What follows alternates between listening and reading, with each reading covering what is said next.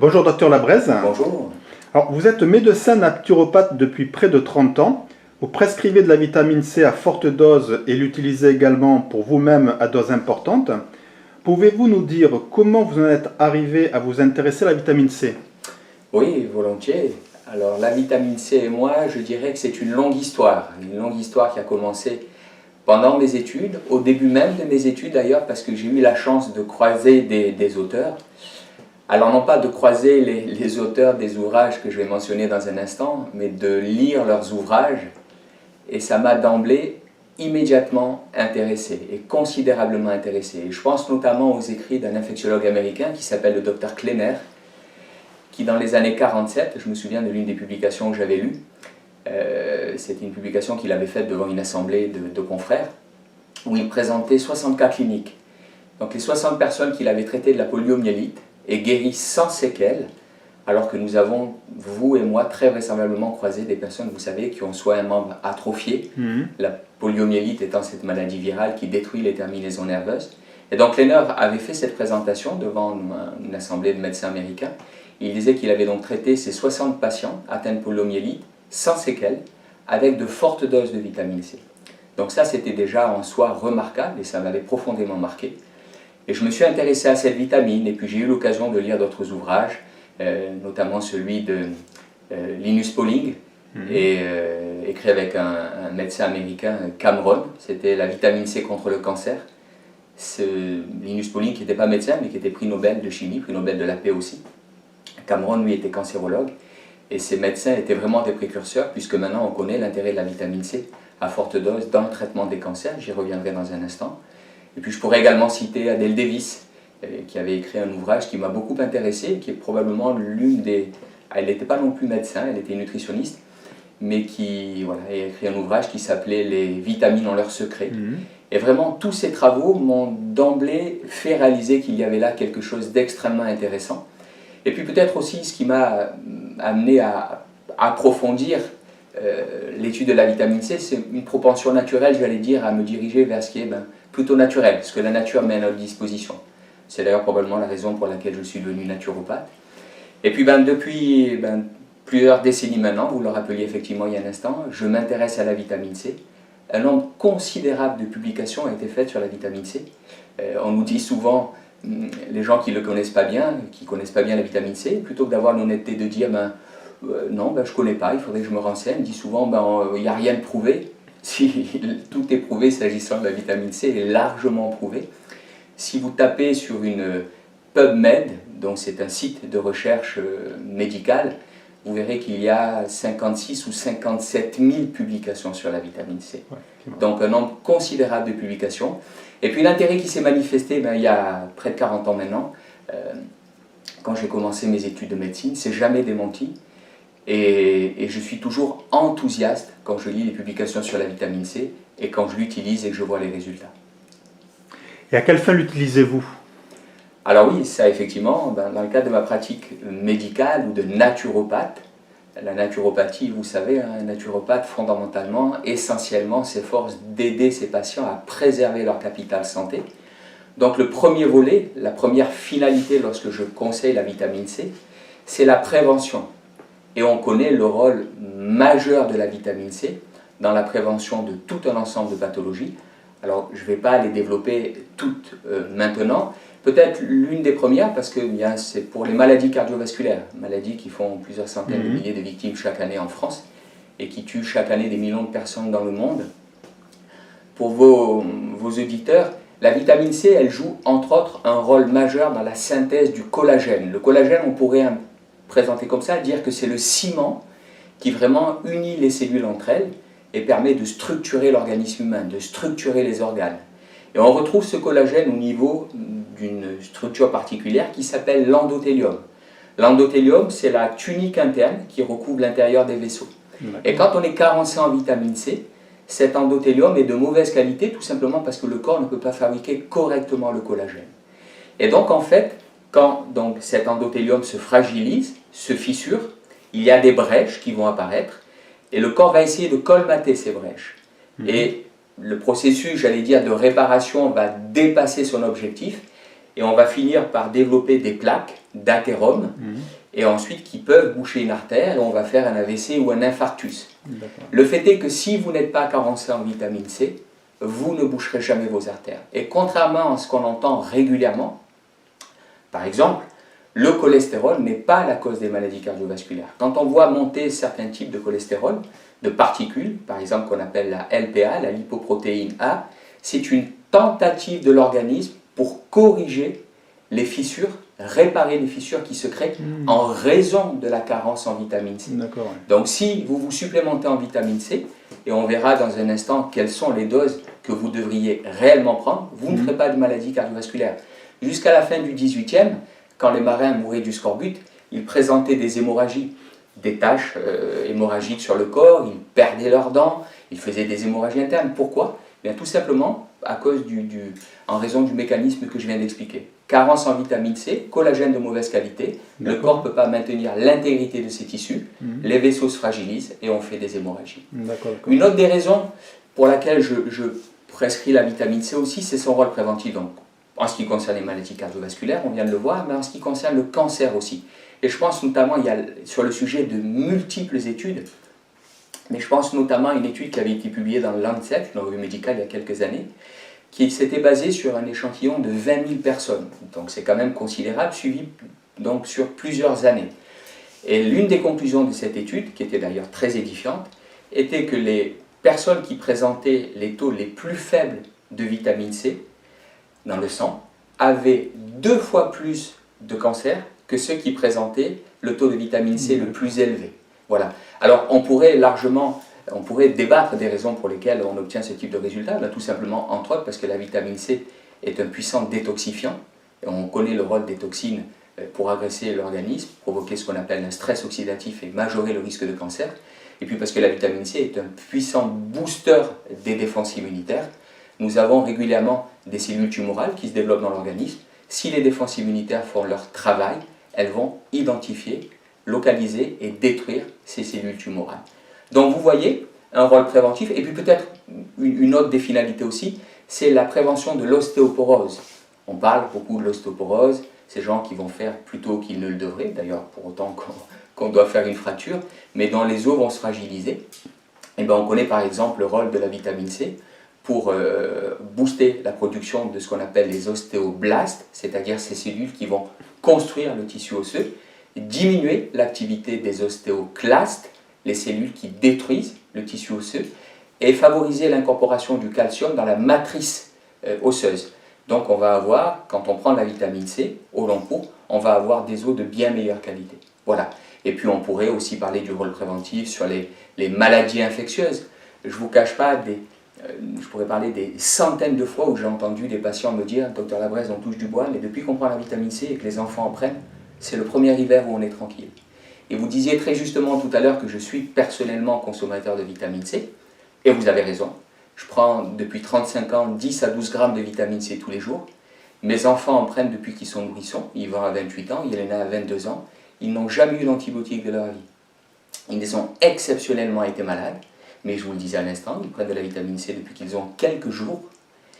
Donc ils ont exceptionnellement été malades, et quand ils étaient malades, il suffisait d'augmenter la fréquence des prises de vitamine C, et éventuellement de rajouter 1 ou 2 huiles essentielles, et toutes les pathologies infantiles, soit ils ne les ont pas présentées, soit elles sont vraiment passées, permettez-moi l'expression, comme des lettres à la poste. Donc ça, c'est le premier volet de mon intervention et de mon usage de la vitamine C, à rôle préventif, mais bien évidemment, je l'utilise régulièrement aussi pour traiter. Et là, on parlait des pathologies infectieuses. Je mentionnais Kleiner tout à l'heure, mais dans l'une des études qui m'avait beaucoup intéressé, et qui est l'une des premières études qui m'est mise au contact de la vitamine C, il parlait donc de cas de patients présentant des pathologies infectieuses, gravissimes, terminales, qui échappaient à toute antibiothérapie, c'est-à-dire les patients étaient considérés comme condamnés. Et Kleiner donc faisait faire des perfusions de 50-60 grammes de vitamine C et expliquait qu'il passait dans les chambres des patients quelques heures après, et des gens qui étaient moribonds quelques heures plus tôt étaient assis dans leur lit en train de discuter. Incroyable. Voilà. Et ça, c'est effectivement incroyable, mais documenté, indiscutable. Et vous verrez, je laisserai pour vos auditeurs, je donnerai les coordonnées d'un ouvrage très intéressant qui s'appelle La vitamine C, la panacée originelle. C'est un livre qui a été écrit par un cardiologue, le docteur Levy, qui est une des références mondiales sur la vitamine C, celui qui s'est probablement le plus intéressé à ce sujet depuis des décennies. Et vos auteurs, et vos lecteurs, pardon, vos auditeurs, au dos de cet ouvrage pourront voir une photo. C'est celle d'un Néo-Zélandais qui s'appelle Alan Smith, qui était en réanimation depuis des mois, et depuis des semaines, mes confrères disaient à sa famille, il faut qu'on le débranche, il est mort, on ne peut plus rien pour lui. Il avait une pneumopathie, une leucémie et une septicémie. Et la famille a entendu parler de médecins américains qui traitent avec de fortes doses de vitamine C. Et ils ont dit aux médecins néo-zélandais, à mes confrères, de toute façon pour vous il est mort, donc ce qu'on va proposer ne va pas le tuer, au pire ça ne le sauvera pas, mais s'il vous plaît faites-le. Les médecins, ça c'est la famille qui témoigne, leur ont ri au nez en disant nos médicaments ne l'ont pas sauvé, on lui a donné tous les antibiotiques qu'on pouvait donner, ça n'est bien évidemment pas la vitamine C qui va le sauver. Il a fallu malheureusement que la famille fasse pression, avec une décision de justice à la clé, pour que les médecins contraints et forcés, malheureusement j'allais dire, parce qu'ils auraient plutôt dû le faire spontanément, fassent la vitamine C à forte dose à Alan Smith, et il est sorti de réanimation quelques temps après. Incroyable. Et il témoigne. Et peut-être un dernier exemple pour illustrer la puissance, l'efficacité, la remarquable efficacité de la vitamine C. Une dernière étude que j'ai lue personnellement il y a quelques temps, mais qui m'a semblé aussi très édifiante, c'est un protocole qui a été fait par un professeur américain de médecine, pas n'importe qui, c'est le professeur Merrick. En 2017, il a été élu professeur de l'année par ses pairs, dans un vaste pays comme les États-Unis. Et il a fait en fait une étude, il a pris deux groupes, donc Merrick est pneumologue, professeur de médecine interne et réanimateur. Il a pris deux groupes de patients, 47, et le dénominateur commun, c'était des patients qui étaient pris en charge en service de réanimation et qui tous présentaient une infection gravissime, voire ce qu'on appelle un état de choc septique. Alors, sans rentrer dans les détails, un état de choc septique, c'est une réaction de l'organisme à une infection gravissime où on voit une défaillance de tous les organes, les uns après les autres, comme si l'organisme s'éteignait petit à petit.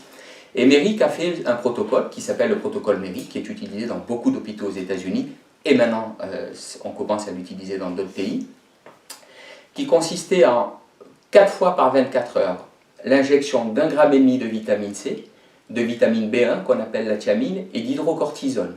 Donc 47 patients. Dans le groupe traité avec les protocoles habituels qui sont utilisés dans tous les services hospitaliers de réanimation, il y a eu 19 décès sur 47 patients. Dans le groupe traité avec le protocole Merrick, 4 décès, et Merrick précise bien dans son étude, ces 4 patients ne sont pas décédés d'infection, c'est-à-dire on les a tous sauvés en ce qui concerne les conséquences dramatiques de l'infection.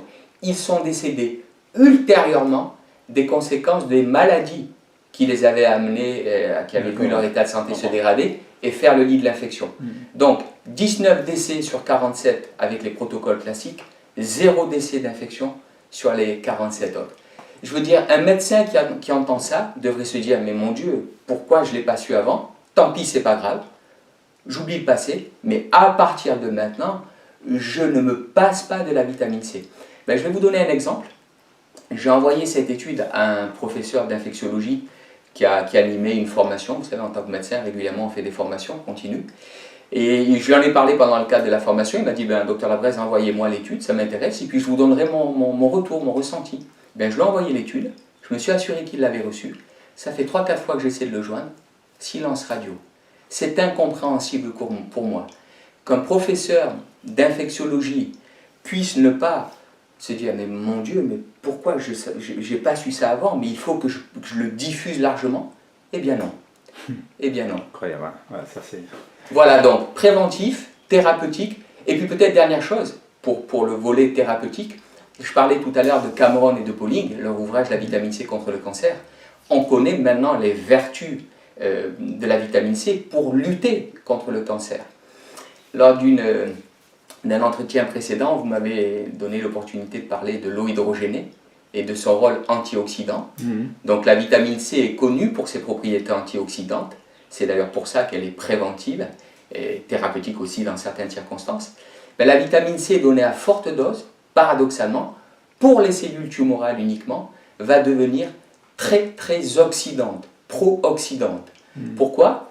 Alors là, sans rentrer dans les détails, j'inviterai ceux de vos auditeurs que ça intéresse à échanger avec moi, et puis on pourra, c'est dans ce qu'on appelle une réaction de Fenton, qui, dans les cellules tumorales uniquement, la vitamine C va promouvoir, cette fois-ci au contraire, la fabrication par les cellules tumorales d'un radical libre, donc une substance très oxydante qu'on appelle le radical hydroxyle. Et c'est un peu comme si la vitamine C à forte dose, dans les cellules tumorales encore une fois uniquement, allait permettre un lâcher de bombes thermonucléaires et qui va détruire les cellules tumorales uniquement. Et il y a comme ça de vastes études, et je pense notamment à une dernière étude que j'ai eu l'occasion de feuilleter, qui est l'usage de la vitamine C dans le traitement du glioblastome. Alors le glioblastome, c'est une tumeur cérébrale qui tue 100% des patients, souvent très rapidement. Ben, mes confrères américains l'ont ajouté au protocole classique de chimiothérapie et ont vu qu'elle améliorait considérablement la survie des patients. Et c'est logique. Voilà, donc on pourrait, vous l'avez compris, développer largement le sujet, que ce soit la prévention ou le traitement. Voilà, mais j'en resterai là pour aujourd'hui, si vous voulez bien. Alors, quels sont les besoins de l'organisme? L'alimentation est-elle suffisante et peut-elle être néfaste? Alors ça, c'est une question très intéressante aussi, bien sûr. Polémique un peu, je dirais, et je vais vous dire pourquoi. Si vous vous basez sur les recommandations officielles des autorités sanitaires, vous lirez que 70 à 80 mg par jour sont largement suffisants pour rester en bonne santé. Eh bien, je peux vous dire et affirmer que c'est très, très, très insuffisant pour rester en bonne santé. Avec 70 ou 80 mg par jour, vous allez très vraisemblablement éviter ce qu'on appelle le scorbut, cette maladie qui a décimé, je vous le rappelais tout à l'heure, les marins jusqu'à la fin du 18e, mais vous ne préserverez en aucune façon l'intégrité de l'organisme humain. Pour une raison très simple, c'est que la vitamine C, je vous le disais tout à l'heure, est un détoxifiant. On vit dans un environnement qui est multipollué. L'air qu'on respire est pollué. L'air des maisons encore plus que l'air extérieur d'ailleurs, à cause des matériaux qui relarguent, des solvants, des produits chimiques, etc. Et je ne vous passe pas, bien évidemment, je ne parle pas des produits consommés sur la peau, de ce qu'on ingère, les pesticides, les colorants, les conservateurs, etc. Ce sont des toxiques. La vitamine C est un puissant détoxifiant, elle va être détruite en neutralisant ces toxiques. Deuxièmement, on vit dans un environnement qui nous agresse continuellement. Nous sommes tous, malheureusement, plus ou moins, des gens stressés. Or, quand on est stressé, on va solliciter deux glandes qui sont les surrénales, qui produisent entre autres ce qu'on appelle les catécholamines, l'adrénaline, etc., qui vont nous permettre de gérer ce stress, d'y faire face. Eh bien, ces surrénales sont également de grosses consommatrices de vitamine C. Et puis, on prend des médicaments. Moi, je n'en prends pas, mais je vois bien sûr quotidiennement des patients qui prennent des produits, etc. Ça aussi, ça augmente les besoins en vitamine C. Donc, 70 à 80 mg, à la limite, si vous vivez à la campagne, sans stress, que vous cultivez votre potager, que vous élevez vos chèvres, que vous n'avez aucune pression, que vous mangez naturellement, etc., ça peut peut-être vous suffire pour rester en bonne santé, mais en aucune façon pour ceux qui vivent dans nos sociétés modernes. Et concrètement, qu'est-ce qui se passe? Eh bien, on voit exploser les maladies dites de civilisation, les pathologies cardiovasculaires qui tuent des centaines de milliers de personnes en France et des dizaines de millions dans le monde, les cancers, les maladies dégénératives.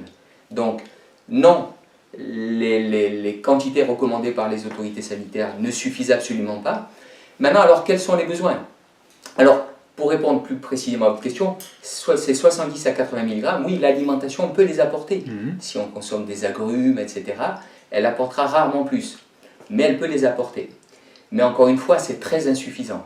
Et je considère, avec d'autres, que les besoins d'un organisme humain sont de l'ordre de plusieurs grammes. Et je vais vous prendre un exemple qui va vous éclairer et éclairer vos auditeurs. Prenons une chèvre. Une chèvre adulte, elle fait 60 à 70 kg. La nature ne fait pas les choses par hasard. Une chèvre adulte, en, j'allais dire, synthèse de base, elle va fabriquer sur 24 heures 12 à 13 grammes de vitamine C. Vous voyez que là, on ne parle pas de dizaines de milligrammes, on parle 12 à 13 grammes. Et pour peu que vous la stressiez, qu'elle soit victime d'une intoxication, qu'elle a à faire face à une infection, elle va fabriquer sur 24 heures, sa propre synthèse, 100 grammes de vitamine C. Donc vous voyez bien que La nature, elle peut pas, c'est illogique, elle peut pas dire ben, pour un individu 70-80 mg ça va suffire, mais par contre pour qu'une chèvre maintienne l'intégrité de ses tissus, si elle est stressée, agressée ou malade, il va falloir qu'elle en fabrique 100 grammes. On voit bien que c'est illogique. J'en profite pour rappeler à vos auditeurs que l'organisme humain a malheureusement, jusqu'à quelques millions d'années en arrière, fabriqué la vitamine C. C'est une propriété qu'on a perdue, probablement à une époque où on était des cueilleurs et qu'on avait dans l'alimentation suffisamment de vitamine C. Ce qui fait qu'on a avec les primates, la chauve-souris frugivore, le cobaye et quelques variétés de poissons, le triste privilège de ne plus synthétiser la vitamine C. Donc il faut qu'on en apporte quotidiennement à dose importante. Je vous dis personnellement, je prends 10 à 12 grammes de vitamine C par jour. Mes enfants, depuis qu'ils sont nourrissons, prenaient plusieurs centaines de milligrammes par jour. Et puis en avançant dans l'âge, c'était des grammes qu'ils prenaient. Vous voyez, c'est vraiment cet ordre de grandeur-là qu'il faut garder à l'esprit.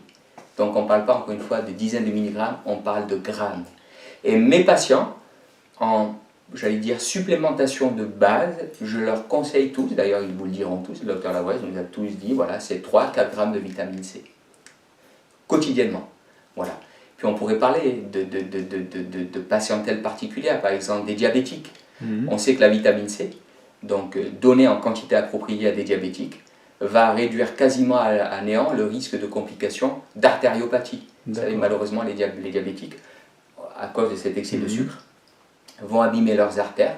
Pour une raison très simple, ça peut être intéressant de le mentionner, vous avez dans les cellules qui donc constituent la couche interne, qu'on appelle l'endothélium, des micropompes qui pompent le sucre et qui pompent la vitamine C. Or, quand vous avez trop de sucre dans le sang, il va y avoir un déséquilibre. La pompe va être très occupée à pomper le sucre et elle va moins faire son travail de pompage de la vitamine C. Et du coup, les cellules vont s'abîmer et on en revient au mécanisme que je vous ai expliqué tout à l'heure. Donc vraiment, par exemple, pour les diabétiques, je vais prescrire des doses encore plus importantes de vitamine C pour prévenir les complications du diabète. Et l'autre élément intéressant, s'agissant de la vitamine C, c'est qu'on sait qu'elle intervient dans la synthèse de l'insuline, dans la libération de l'insuline, et que quand on donne de la vitamine C, c'est intéressant, ça c'est une étude d'un confrère américain de l'université de Stanford, il a pris un groupe de patients insulino-nécessitants, c'est-à-dire des diabétiques qui avaient besoin d'insuline. Et il a montré que chaque fois qu'on augmentait d'1 gramme les apports en vitamine C, on diminuait de 2,5 unités le besoin en insuline. Et c'est comme ça que dans son étude, il est parti de patients qui avaient des besoins de 30 à 40 unités d'insuline quotidiennement, et il est descendu jusqu'à 5 unités d'insuline. Incroyable. Donc malheureusement, beaucoup de patients sont concernés par ces pathologies. Donc voilà, la nécessité de se supplémenter en vitamine C, indiscutablement. Et je ne parle pas des fumeurs qui ont encore des besoins accrus. Encore plus importants, je comprends. Donc, et quelle forme de vitamine C préconisez-vous? Alors ça, c'est intéressant. Mais bien sûr, le naturopathe que je suis va vous inviter à aller chercher dans l'alimentation la vitamine C. Donc je vais vous conseiller de consommer des fruits, des légumes bio, bien évidemment, pour ne pas ingérer les pesticides que malheureusement on répand allègrement sur les cultures, de faire des fruits frais, pas des fruits que vous allez acheter, ou des jus de fruits que vous allez acheter, mais des jus de fruits frais que vous allez consommer tout de suite, parce que la vitamine C est sensible, elle va être oxydée rapidement. Si vous faites un jus de fruits et que vous le laissez quelques heures dehors, vous n'aurez quasiment plus de vitamine C dedans. Donc vitamine C, tirée de l'alimentation, bien évidemment. Mais de toute façon, ce sera insuffisant. Si on garde à l'esprit que les besoins sont ceux que j'ai mentionnés il y a un instant, l'alimentation sera insuffisante. Donc je vais vous conseiller de vous supplémenter. Alors, quelle forme de supplément? L'acérola, les patients connaissent en règle générale l'acérola. Vous connaissez l'acérola, cette petite cerise très riche en vitamine C.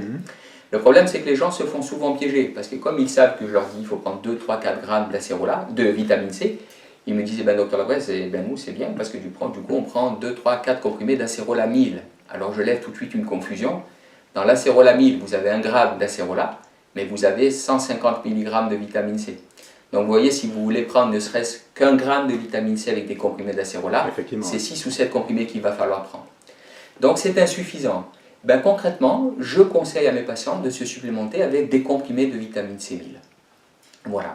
Donc après on peut les trouver en pharmacie, on peut les trouver auprès de différents laboratoires, mais ça c'est la vitamine C qu'on appelle hydrosoluble. Mais depuis quelque temps, quelques années maintenant, on a à notre disposition, et c'est plutôt vers ça que je me dirige pour ma propre consommation, et c'est ce vers quoi je dirige mes patients, c'est de la vitamine C qu'on appelle liposomale. C'est-à-dire c'est une vitamine C qui est encapsulée dans des granules de graisse, de lécithine, et dont ce qu'on appelle la biodisponibilité va être considérablement augmentée. Le corps va l'absorber beaucoup plus facilement au niveau du tractus digestif, du tube digestif, et les cellules vont l'incorporer beaucoup plus facilement. Et on peut comme ça se rapprocher des taux de vitamine C qu'on obtient quand on fait des injections de vitamine C. Donc c'est plutôt maintenant ce que je préconise, de la vitamine C liposomale. Et pour revenir à l'autre aspect de votre question, est-ce qu'elle peut être toxique? Non. Ça c'est intéressant. Pour un médecin, c'est intéressant. Les médicaments, chaque année, sont responsables de dizaines de milliers de décès. Ce sont les statistiques officielles. Pas les maladies, les médicaments, les effets secondaires des médicaments. J'ai en tête une publication qui avait été faite, alors qui concerne les États-Unis, mais on pourrait l'extrapoler et en déduire les chiffres de la mortalité en France. C'était une publication qui étudiait la mortalité liée aux médicaments en 98 aux États-Unis.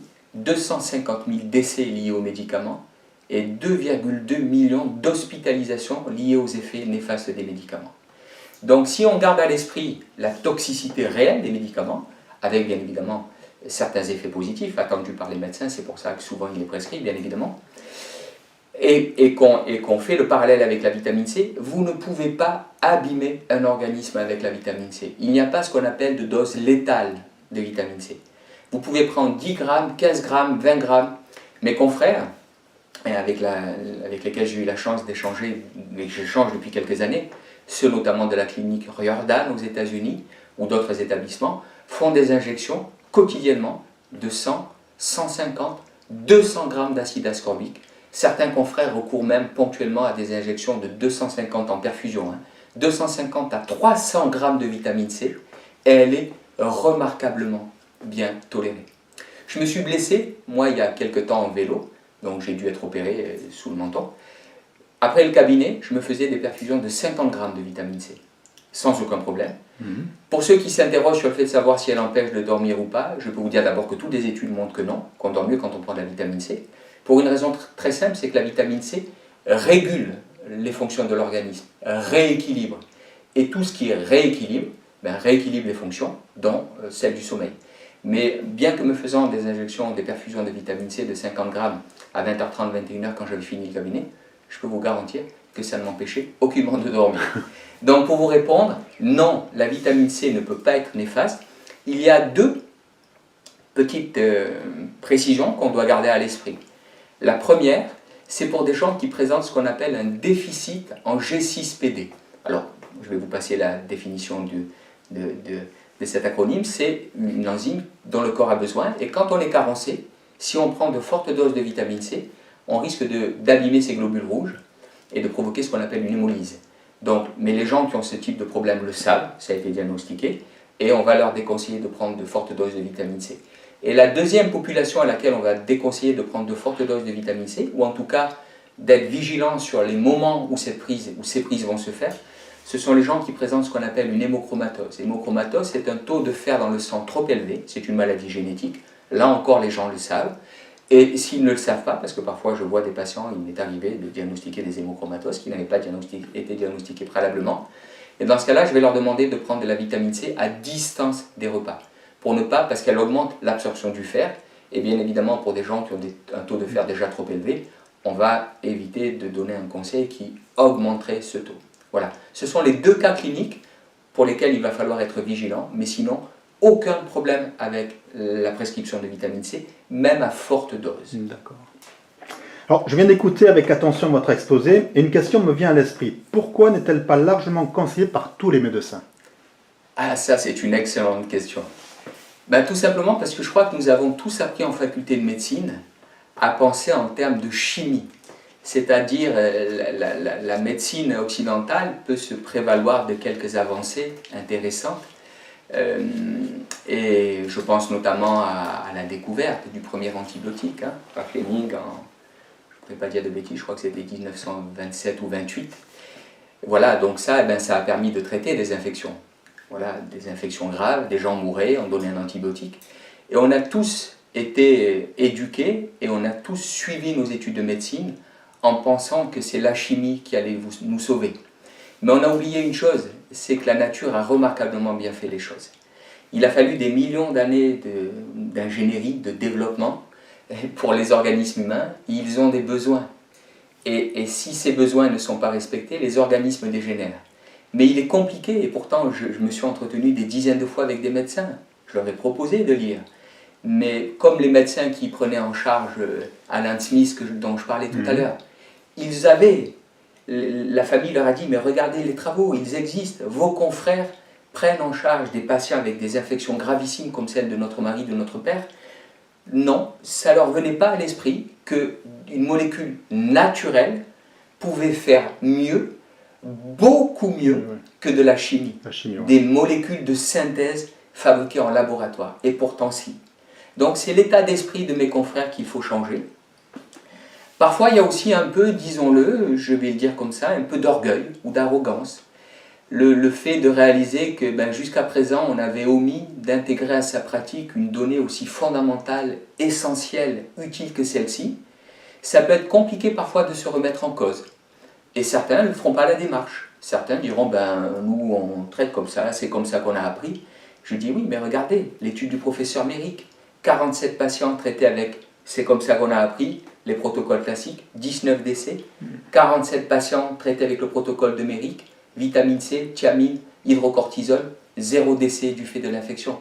Ça devrait amener chaque médecin immédiatement à dire, oh mon Dieu, mais on l'utilise tout de suite, maintenant. Eh bien non. Peut-être c'est ça, c'est la nature humaine, c'est la difficulté qu'ont certains à se remettre en cause. Et vous savez, et puis peut-être que je terminerai là-dessus, c'est un exemple qui m'a beaucoup marqué, là aussi, dès le début de mes études de médecine. Et j'ai toujours soigneusement gardé ça à l'esprit. Est-ce que vous connaissez Semmelweis, le docteur Semmelweis? Personnellement, non. Non. Eh bien, c'est un obstétricien hongrois. Il est né en 1818, je crois. Et il a exercé à Budapest. Il avait une clinique. C'était le père vraiment de l'asepsie. Et bien avant Pasteur. Ils sont contemporains, tous les deux, ils sont à peu près à la même époque.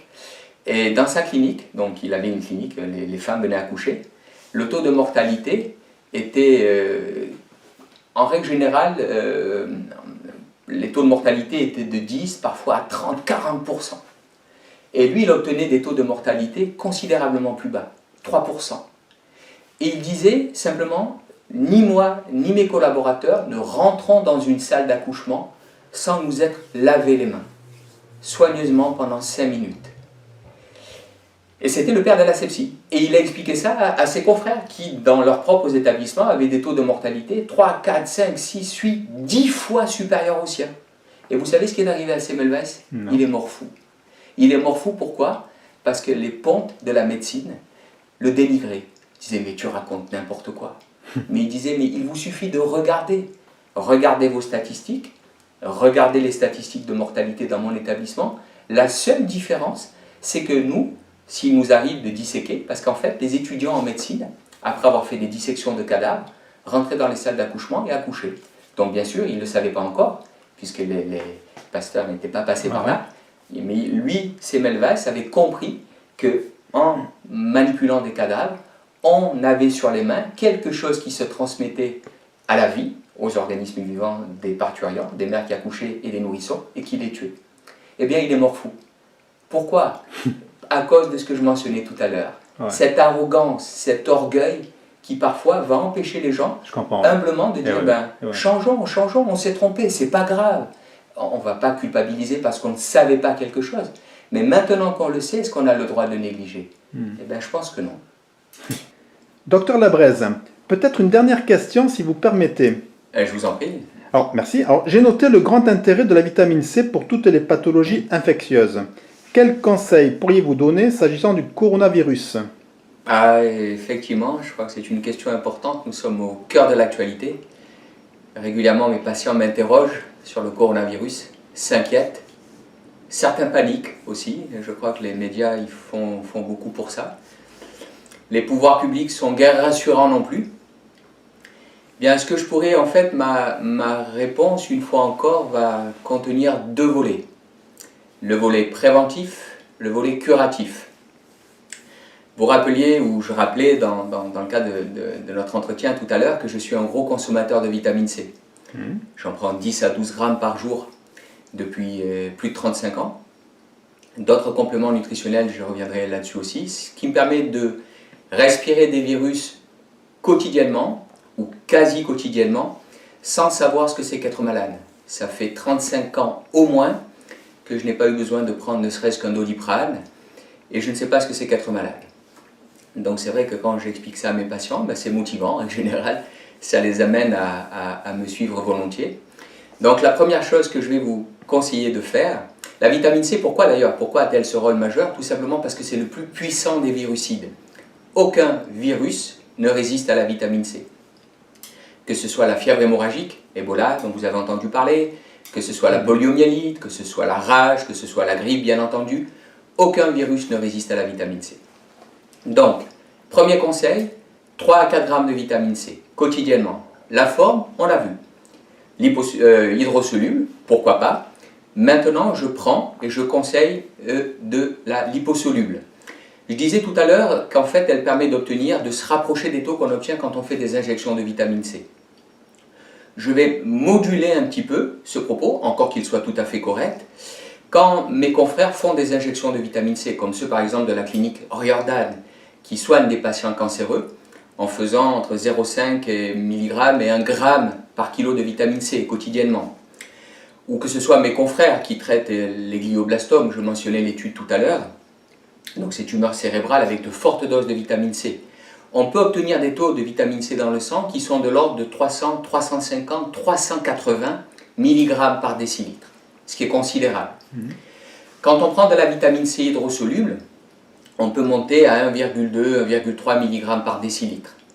Quand on prend de la vitamine C liposomale, on peut obtenir des taux qui sont 3 fois supérieurs, entre 3 et 4 mg par décilitre. Donc ce que j'explique à mes patients, quand je leur parle de l'intérêt de la vitamine C et plus précisément de l'intérêt de la vitamine C liposomale, je leur dis, supposons que vous ayez un combat à mener, et c'est très exactement ce que font vos défenses immunitaires lorsqu'elles doivent neutraliser un intrus, que ce soit une bactérie ou un virus. C'est un combat. Est-ce que vous préférez envoyer au front 100 guerriers ou 350 guerriers?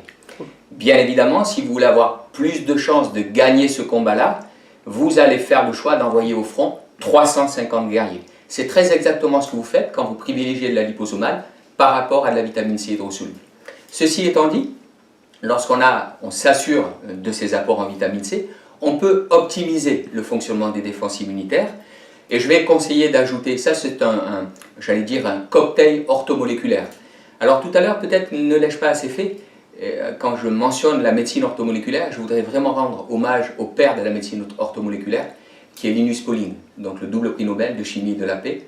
C'est lui qui a expliqué en fait comment prévenir et guérir les maladies avec des molécules naturellement connues de l'organisme. La vitamine C, la vitamine B, le zinc, le sélénium, la vitamine D, etc. Donc à cette vitamine C, on va ajouter 400 mg de magnésium, qui joue un rôle important pour le fonctionnement des défenses immunitaires. On va ajouter du zinc, 10 mg, qui joue, ou 20 mg même mieux, qui joue aussi un rôle important pour le fonctionnement des défenses immunitaires. Alors, idéalement, ce qu'on appelle aminochélaté, c'est-à-dire fixé à un acide aminé pour être absorbé plus facilement par l'organisme.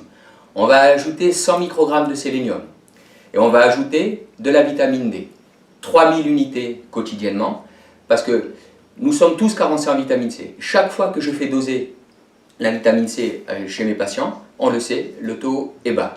Or, cette vitamine joue un rôle important pour le fonctionnement des défenses immunitaires. Donc, on va se supplémenter. Donc, vitamine C, magnésium, zinc, sélénium et vitamine D. Et si en plus on rajoute un petit cocktail d'huile essentielle, pas beaucoup, du Ravinsara, 3 gouttes sur un poignet 3 fois par jour. Alors, petite précision pour la Ravinsara, elle fluidifie le sang. Donc les gens qui sont sous ce qu'on appelle AVK, antivitamine K, pour fluidifier leur sang, devront l'éviter. Donc ils la remplaceront par exemple par du titri. Donc 3 gouttes de Ravinsara ou de titri et 2 gouttes de laurier noble, donc biologique, les huiles essentielles, sur un poignet 3 fois par jour. Et je peux vraiment vous dire que vous avez quasiment toutes les chances de passer à côté du virus. Ceci étant, si vous avez contracté le virus, si vous êtes malade, que faire? Et dans ce cas-là, je vais vous conseiller de faire ce que je fais, ce que je conseille à mes patients depuis plus de 30 ans quand ils ont une pathologie virale. Pour information, quand on a un virus, la température va monter parce que c'est un moyen de défense de l'organisme. Quand la température monte, les virus se multiplient moins facilement et les défenses immunitaires sont censées pouvoir les neutraliser plus facilement. Donc, quand on a un virus, en règle générale, il y a de la fièvre. Ce qu'on va faire, c'est que je vais conseiller à mes patients de prendre 1 gramme, voire 1,5 gramme ou 2 grammes de vitamine C toutes les heures. Ça va dépendre un peu de ce qu'on appelle le seuil de tolérance digestive. Des individus sont plus ou moins sensibles à la vitamine C. La maman de mes enfants, si elle prend 300 mg de vitamine C, elle va avoir de la diarrhée. Mon corps, je l'ai habitué à la vitamine C, je peux prendre 5 ou 6 grammes de vitamine C en une seule fois, sans le moindre inconfort, sans le moindre problème. Donc 1 à 2 grammes de vitamine C toutes les heures, jusqu'à ce que la fièvre ait chuté. Là, entendons-nous, ce sont les posologies pour les adultes. Pour les enfants, voilà. Pour les enfants, on considère à peu près 20 mg par kilo à chaque prise. C'est très très bien toléré. Voilà. Donc ça, toutes les heures, jusqu'à ce que la fièvre chute. Quand la fièvre a chuté, c'est l'indicateur que le corps est en train de neutraliser, de gagner sa bataille contre le virus, et la fièvre devient inutile, donc elle chute. Pour les 2-3 jours qui suivent, on va continuer avec 5 grammes de vitamine C quotidiennement, et puis ensuite on reprend sa consommation de base de 3 à 4 grammes de vitamine C par jour. Voilà. Maintenant, vous l'avez entendu comme moi, des patients sont morts. Ils sont morts pourquoi? Parce que ce virus-là provoque donc une pathologie pulmonaire et ce qu'on appelle un stress oxydatif majeur qui va amener l'organisme à décompenser et les poumons vont cesser de fonctionner correctement, d'autres organes vont dysfonctionner à cause de ce qu'on appelle l'état infectieux, voire le choc septique. J'en ai parlé tout à l'heure quand je citais l'étude du professeur Méric. Et bien dans ce cas-là, ce qu'il faut faire, c'est faire de la vitamine C par voie injectable. Vous vous souvenez du protocole Méric? 47 patients traités par les méthodes habituelles, 19 décès. 47 patients, vitamine C, hydrocortisone, vitamine B1, thiamine, 0 décès. Ou alors de faire, ce qui est un protocole quasi similaire, qu'on appelle protocole de médecine orthomoléculaire aussi, c'est ce que font maintenant mes confrères chinois. Et c'est avec ça qu'ils tirent des patients qui autrement des patients qui autrement seraient condamnés. Ce sont de fortes doses de vitamine C. 200 mg, on considère à peu près 200 mg donc par kilo et par injection. Ils vont de 15 à 25 grammes d'injection de vitamine C. Et les patients qui étaient condamnés sont tirés d'affaire. Maintenant, on a beaucoup de mal à faire passer ces informations-là. J'ai envoyé l'étude du professeur Méric à l'Agence régionale de santé, l'Ordre des médecins en dispose aussi. J'ai fait circuler cette information. Le professeur d'infectiologie dont je vous parlais l'a reçu, d'autres confrères l'ont reçu. C'est difficile de faire changer. Donc c'est pour ça que j'invite, et ce faisant, une petite précision. Ce que je dis à mes patients depuis 30 ans, lorsqu'ils viennent me voir, et c'est important pour moi de leur dire, et c'est quasi systématique. Je leur dis, vous venez me voir, vous me faites confiance et je vous remercie. Maintenant, je ne suis pas le bon Dieu. Je vais vous donner des choses que je considère comme vraies. Elles sont basées sur ce que j'ai appris. Elles sont basées sur plus de 30 années d'exercice de la médecine, donc j'ai eu l'occasion de les appliquer, de voir si elles produisaient les effets attendus ou pas. Donc, ce que je vous communique, je le considère comme valide et validé. Mais ceci étant, vous avez parfaitement le droit d'aller prendre un deuxième avis, voire un troisième avis. Pourquoi? Parce que la décision in fine, c'est à vous qu'elle appartient. C'est votre santé. Je vais vous donner un avis, mais à la limite, il est consultatif. C'est un avis. Vous êtes libre de déterminer par vous-même, d'exercer votre jugement et de vous demander si ce que je vous dis vous semble logique, cohérent, pertinent, si ça vous parle, permettez-moi l'expression, et de vous déterminer en toute liberté. Eh bien malheureusement, dans les hôpitaux français, aujourd'hui, si vous êtes gravement malade, pris en charge en réanimation, vous ne bénéficierez pas du protocole de Méric. Vous ne bénéficierez pas de ces injections de vitamine C à forte dose dont elles ont largement démontré et dont elles démontrent quotidiennement aujourd'hui dans le pays le plus touché, puisque mes confrères le font en Chine, qu'elles peuvent sauver la vie de patients qui autrement seront condamnés. Concrètement, ce que je vous conseille, ayez sur vous un document dans lequel vous demandez, voire exigez, si ça devient nécessaire, de pouvoir bénéficier de protocoles validés. J'écoutais la dernière fois sur France Info, je n'ai pas aucun intérêt à faire de la publicité pour France Info, mais c'est ce que j'écoutais dans ma voiture, une intervention d'un membre du ministère de la Santé qui disait « Nous allons faire des essais Alors on va essayer tel antiviral pour voir s'il est plus intéressant que tel autre. Et ce que je veux dire, vraiment, c'est l'heure n'est plus aux essais. Parce que pendant que vous faites ces essais, et pendant que vous refusez d'appliquer le protocole du professeur Méric, professeur de médecine interne, de pneumologie, de réanimation, qui est l'auteur d'un ouvrage de référence s'agissant des soins intensifs, ce protocole il existe. Donc pendant que vous faites des essais et que vous ne faites pas bénéficier les patients de ces traitements-là, ce sont des vies qui vont être perdues. Donc le temps n'est pas aux essais, le temps est à l'application de protocoles validés qui fonctionnent. Donc ayez sur vous ce document, demandez aux confrères, ou plutôt ce seront vos proches, mais ce document fera foi, diront ben, notre père, notre soeur, notre mère voulait bénéficier du protocole Méric. Et voilà, et invitez vos proches à avoir ce document sur eux. Ce faisant, vous vous donnez vraiment une chance majeure d'être sauvé si, ayant contracté ce virus, votre état de santé décline au point où vous devez passer en réanimation. C'est vraiment le meilleur conseil que je puisse vous donner. Et il vous reconnaît un droit fondamental, c'est celui de décider pour vous-même et par vous-même quels sont les soins dont vous voulez bénéficier. Merci beaucoup, Dr Labrèze. Très intéressant. Merci à vous. Merci à vous. Très bonne fin de journée. Merci de même. Au revoir. Merci.